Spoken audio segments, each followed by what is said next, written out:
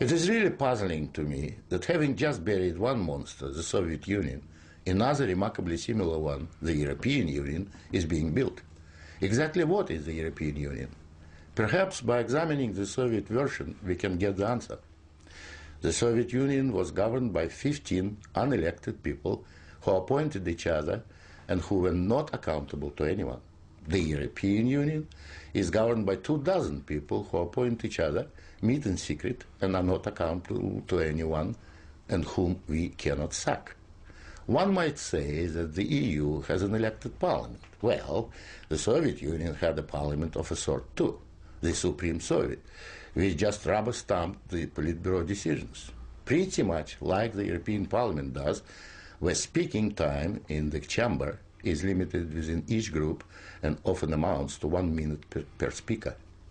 In the EU, there are hundreds of thousands of bureaucrats with their huge salaries, their staff, servants, bonuses and privileges, their lifelong immunity from prosecution, which is simply shuffled from one position to another, no matter what they do or fail to do.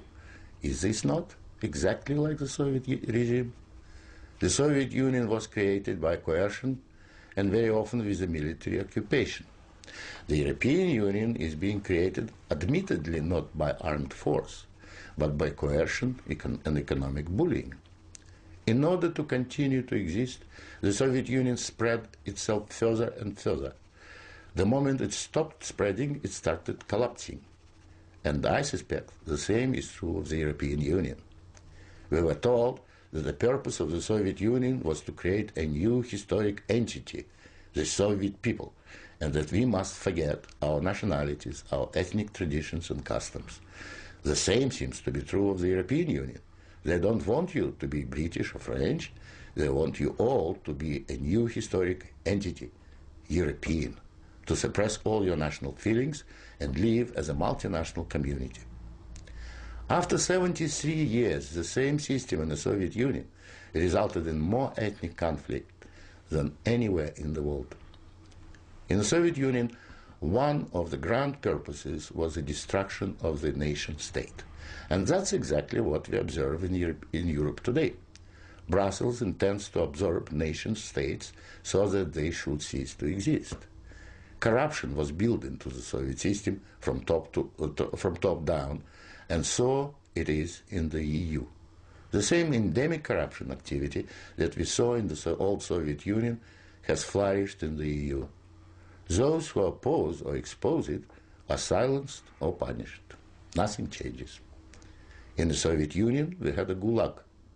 I think we have a gulag in the European Union also, an intellectual gulag known as political correctness. When anyone tries to speak their mind on questions of race or gender, or if their views differ from those approved, they will be ostracized. This is the beginning of the gulag, the beginning of your loss of freedom. In the Soviet Union, they told us we needed a federal state to avoid war. In the European Union, they are telling you exactly the same thing. In short, the same ideology underpins both systems. The EU is an old Soviet model presented in Western guise. But again, like the Soviet Union, the European Union has within itself the seeds of its own demise. Unfortunately, when it collapses, and it will leave immense destruction behind, and we will be left with huge economic and ethnic problems. The old Soviet system was incapable of reform, so is the European Union. But there is an alternative to being ruled by those 24 self-appointed officials in Brussels. It is called independence. You don't have to accept what they have planned for you. After all, you have never been asked if you wanted to join. I have lived in your future, and it didn't work.